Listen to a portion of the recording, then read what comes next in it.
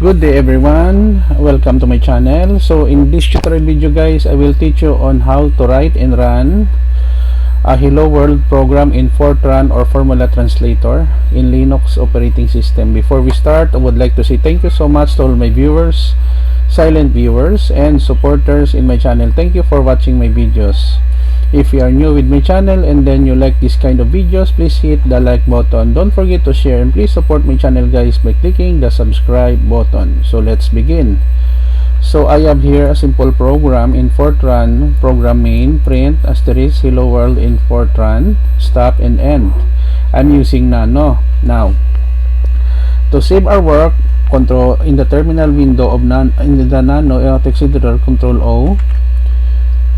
We save the file with hello.f for Fortran, enter, and then when exit, Control X, we go to the terminal.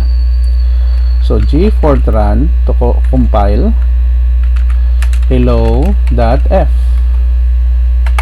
okay, there is no error.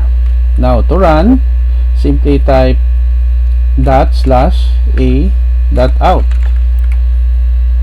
press the enter key. Okay, so we have here hello world and Fortran. That's it guys. So this is the end of our tutorial video on how to write and run a hello world program in Fortran or Formula Translator in Linux operating system. Thank you so much guys for watching. I hope that you have learned something new in this tutorial video. Don't forget to like, share, and please support my channel guys by clicking the subscribe button. See you in the next video tutorial guys. This is your friend Jake saying bye bye for now.